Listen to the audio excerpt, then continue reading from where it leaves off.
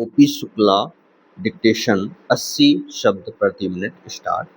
देश की आर्थिक अवस्था का जो विवरण वित्त मंत्री जी ने हमारे सामने प्रस्तुत किया है वह संतोषजनक है।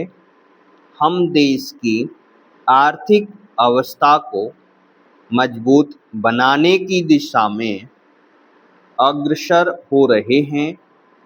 विभिन्न क्षेत्रों में उत्पादन बढ़ रहा है, जिससे आशा की एक झलक दिखाई पड़ रही है। तीसरी पंचवर्षीय योजना के दौरान हम एक बहुत बड़ी धनराशि खर्च करने जा रहे हैं।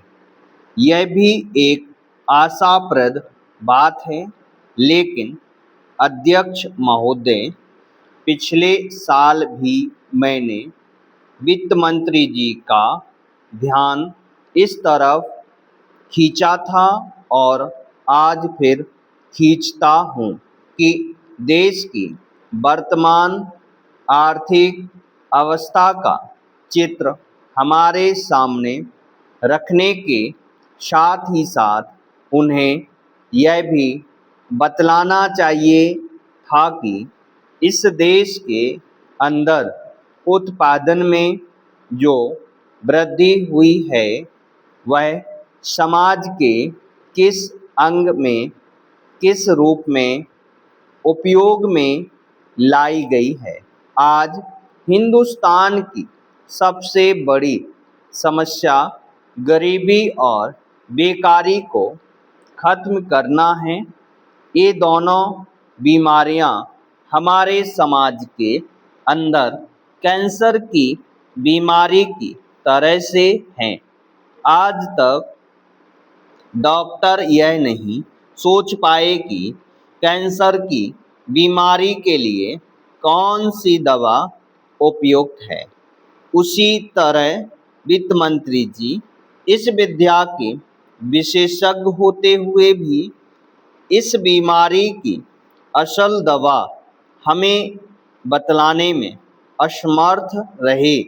यह ठीक है कि बेकारों की बेकारी की समस्या को महसूस करते हैं, लेकिन हम देखते हैं कि जैसे जैसे हमारी योजना का काम आगे बढ़ता जाता है, वैसे वैसे यह पता लगता है कि बेकारी भी उसी गति से बढ़ती जा रही है। गरीबी का सवाल बेकारी की समस्या से जुड़ा हुआ है। अगर लोगों को काम मिलेगा तो बेकारी दूर होगी और देश से गरीबी भी दूर होती जाएगी।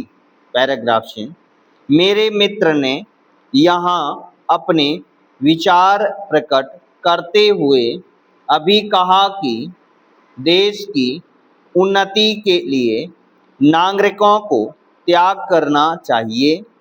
मैं इस बात को बहुत अच्छी तरह से महसूस करता हूँ और हमारे देश की जनता भी इसको अच्छी तरह से जानती है कि बिना कष्ट उठाए पूंजी जमा नहीं हो सकती और बिना पूंजी के विकास नहीं हो सकता। परंतु सिर्फ इस सदन में खड़े होकर कह देने से पूंजी नहीं बढ़ सकती। जनता हर तरह से सहयोग करने को तैयार है, परंतु उसे रास्ता आपको दिखलाना चाहिए।